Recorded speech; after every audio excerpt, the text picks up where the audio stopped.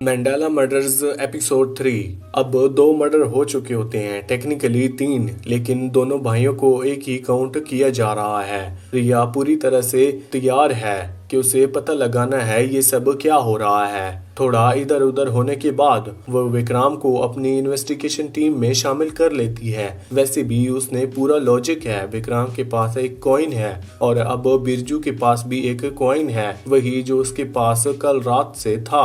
बिरजू का विश भी सामने आ जाता है। उसने अपने खोए हुए बेटे का लौटने की दुआ मांगी थी और लगता है कि ये काम कर गया, क्योंकि उसका बेटा अचानक से लौट आता है। रिया को ये सब कुछ समझ नहीं आता, लेकिन अच्छी बात यह है कि वो हर पॉसिबिलिटी के लिए ओपन है। शायद इसलिए वो शास्त्री जी की प्रमोशन को भी इग्नोर नहीं करती। शास्त्री जी ने अपने आप को शैडो वर्शियर बोलते हैं और उनका मानना है कि वो तीसरे विक्टिम होंगे। इस एपिसोड की शुरुआत शास्त्री जी के डर से होती है। वो एक शैडो देखते हैं जो उन्हें मौत जैसा लगता है। जब रिया उनसे पूछती है कि उन्हें कैसे पता कि वो अगला टारगेट है, तो शास्त्री जी एकदम शांत होते हैं और एक नाम बताते हैं, जिमी, जो उनका पुराना दोस्त है। जब रिया और शास्त्री की बात कर रहे होते हैं, तभी उनकी वाइफ कलिंदी अचानक वहां आ जाती है और बताती है कि उन्हें अपने बेटे अमृत को खाना खिलाना है। शास्त्री जी जल्दी से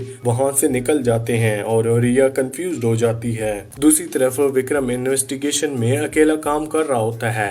रिया ने उसे टीम में शामिल कर तो लिया, लेकिन इसका मतलब ये नहीं है कि विक्रांत अपने तरीके से काम करना छोड़ देगा। सच कहीं न कहीं तो काफी काम कर रहा होता है। जैसे जिमी के पास जाना एक मास्टर स्ट्रोक था, क्योंकि वहां से उसे जो इन्फॉर्मेशन मिली थी वो प्राइसलेस है। ये सब आसानी से नहीं मिलता। पहली बार तो जिमी जैसे ही समझता है कि विक्रम एक पुलिस वाला है, तुरंत से निकलने के लिए बोल देता है। क्लियरली पुलिस वालों से उसका कोई लेना देना नहीं है, लेकिन एक पावरफुल कट इशू के सॉल्व करने के लिए, जिसका क्रेडिट अनाया को जाता है। जिमी का भरोसा मिल जाता है विक्रांत को, और फिर जो बातें जिमी बताता है वो लिटरली माइंड ब्लोइंग होती है। जिमी बताता है कुछ ऐसा ही 1952 में हुआ था। उसके ग्रेट ग्रैंडफादर ही इस केट को तहकीकात कर रहे थे। वैसे ही वही आदमी एपिसोड 1 के स्टार्ट में दिखाया गया था, जो एस्थिस के खिलाफ गांव वालों को लीड कर रहा था। जिमी के पास कुछ बहुत पुराने सीक्रेट डॉक्यूमेंट हैं, जिनके बेस पर उन्हें कंक्लूड किया गया है कि मर्डर्स के पीछे एक सीक्रेट सोसाइटी यानी कि कल्ट का हाथ है। इनका ताल्लुक अयस्ती मॉडल के सिंबल से। अयस्त का मतलब होता है एक गिमोटिक डिजाइन जो कंज्यूमर्स के रिप्रेजेंट करती है। इस डिजाइन में 8 सिंबल हैं और जिमी अब तक 3 का मतलब समझ चुका है। पहला सिंबल है टोर्सो, दूसरा सिंबल है लिम्ब ऑफ शेम्बल जो हिंदू माइथोलॉजी के फेमस डीमन है, तीसरा सिंबल है हेड ऑफ अ टीचर। और अगर विक्टिम को देखा जाए तो ये थ्योरी परफेक्टली भी फिट बैठती है। तीसरा सिंबल यानी head of a teacher clearly point कर रहा है जिमी का दोस्त शास्त्री जी के खिलाफ। इस एपिसोड में अनाया का रोल थोड़ा कम है।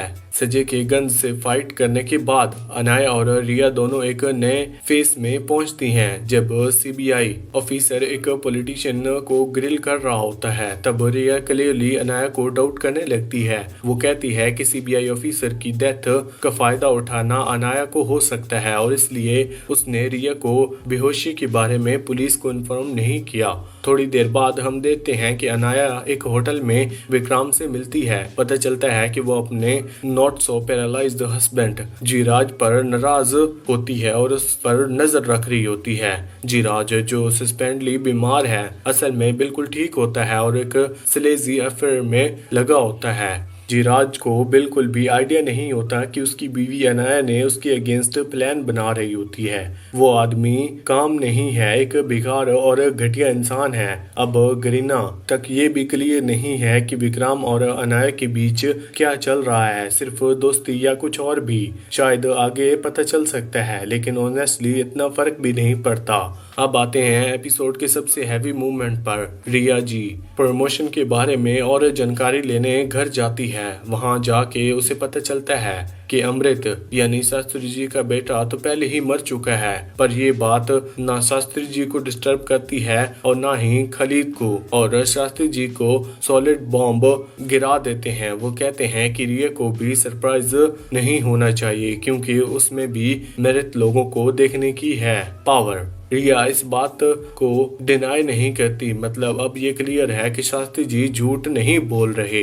जब रिया उनसे पूछती है कि उन्हें कैसे पता चला कि उसकी मौत करीब है, तो शास्त्री जी बताते हैं कि संजय और विजय की डेथ के बाद जब इन्वेस्टिगेशन चल रही थी तब वो चुपके से वरुणा फॉरेस्ट चले गए। वहां उन्होंने चमेली की खुशबू महसूस की जो उनके लिए मौत का संदेश होता है। उनका कहना होता है कि उन्हें उन भाइयों में से एक के भूत से बात भी की थी और सबसे बड़ी बात उन्होंने मौत की छाया को खुद देखा था, यानी शायद वही किलर। और फिर होता है कुछ ऐसा जो एक्सपेक्टेड नहीं था। जैसे ही वो अपने डर के बारे में बात करते हैं, मौत का डर नहीं बस एक होने का, शास्त्री जी अचानक से रुक जाते हैं। उनका गला घुटने लगता है, वो नीचे गिर जाते हैं और उनका सर किसी सॉलिड चीज से टकरा जाता है, खून निकलने लगता है। रिया तुरंत खलीद को बुलाने के लिए चिल्लाती है और उसे ढूंढने लगती है, पर उसकी तलाश जल्द ही भयानक सीन में बदल जाती है। उसे मिलती है लाश, खलीद की हेडलेस बॉडी। शास्त्री जी बिल्कुल सही थे,